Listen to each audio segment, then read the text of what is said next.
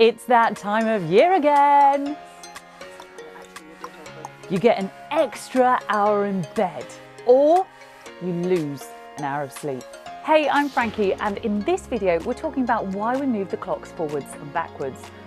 Who came up with the idea, and who decides if we keep doing it? I'm also talking time zones and how they keep changing for all sorts of reasons, how they're linked to Coldplay, air conditioning and golf. So when do the clocks change? Let's talk about the UK first. The clocks spring forward on the last Sunday in March, known as British summertime. They then fall back on the last Sunday in October, known as Greenwich Mean Time. Over in the US though, British summertime is known as daylight saving time. That's because there's more daylight in the evenings and less in the mornings. So who came up with this crazy idea of moving the clocks forward and backwards? Well, many people think it was Benjamin Franklin, one of the founding fathers of the United States. He is said to come up with the idea back in 1784 when he was working in France as the first US ambassador. In a letter published to the Journal de Paris, he jokingly said that people needed to get up earlier to benefit from more sunlight. He said that the church bell should ring out and cannons should be fired to wake people up. He also thought if people got up earlier and saw more daylight, then we'd save on candles. Clever man. Very clever man. Then in 1895, this guy called George Hudson, who was a specialist in insect biology living in New Zealand, came up with the modern version of daylight saving. What he wanted to do was move the clocks forward by 2 hours in the summer, but he was mocked, and it's fair to say that idea didn't fly. And then 10 years later, a British builder called William Willett, who was also the great-great-grandfather of Chris Martin from Coldplay, suggested the idea again. Mr. Willett loved to play golf.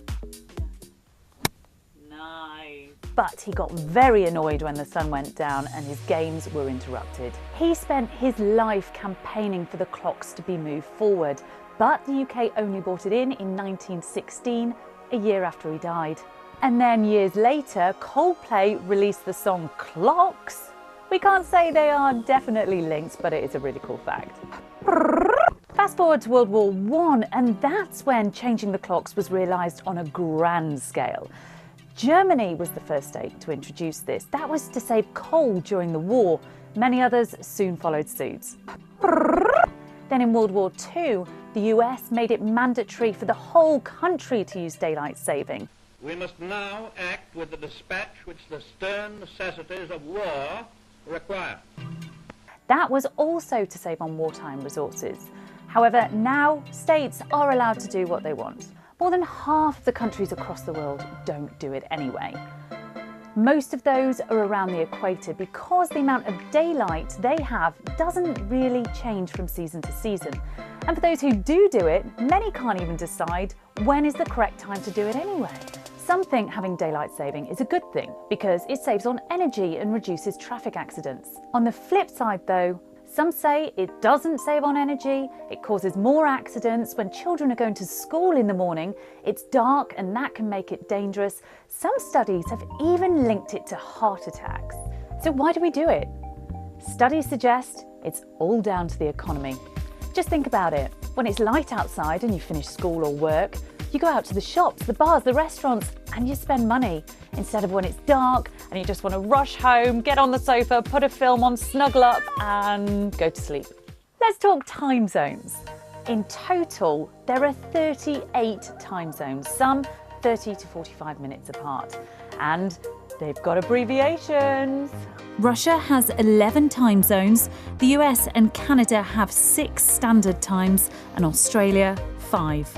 Then you have China, which is the 3rd largest country in the world and only has 1 time zone, officially known as Beijing time. There are parts that have their own unofficial time, but officially it's China Standard Time all year round, no clock changes. Every time zone is measured from the Greenwich Meridian, GMT, based right here in London where me and Phoebe are.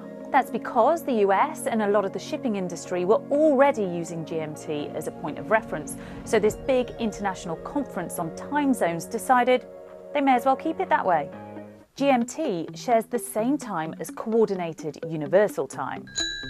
However, they do often get confused. GMT is a time zone and it's used only during certain times of the year in the UK. UTC is the basis for time zones worldwide. No one uses it as a local time. Have you got all that? Now I'm going to make it a little bit more complicated. Times and time zones have changed over the years for many different reasons. Until the mid-19th century, different towns and cities across the UK were using their own different time, and that was according to the sun. But with the expansion of communications and especially the railways, we all had to get onto one single time. Just to give you an exaggerated example, imagine if you were going on the train and you got on one city and it was 1 p.m. You travelled for 3 hours, you got off and it was still 1 p.m. Oh my God! So, the railway networks introduced a single standard time across their networks, which was mainly GMT, that soon became standard for the rest of the UK. Let's hop across the pond to Brazil. They've used summer saving time since the 1930s to try and save on electricity, but the country noticed that the peak electricity usage wasn't in the evenings anymore when people were turning on their lights. It was actually going to the daytime in the middle of the afternoon when people were turning on their aircon. So they've been talking about getting rid of this changing of the clocks altogether. No decision has been made yet. Hop back across the pond to Europe, where the European Commission surveyed 4.5 million EU citizens. It found most don't like the clocks being changed forward and backwards. So things could change there too. North Korea changed time zone altogether for political reasons. You'd think the country would be on the same time zone as the South. But North Korea used to be half an hour behind South Korea as a stand against what it described as wicked Japanese imperialists, after its hours were changed to match Tokyo's when the Korean peninsula was under Japan's rule. After talks, though, between the countries, South Korea's presidency sent a tweet saying Mr. Kim was so distressed by seeing the clocks out of sync, he changed it.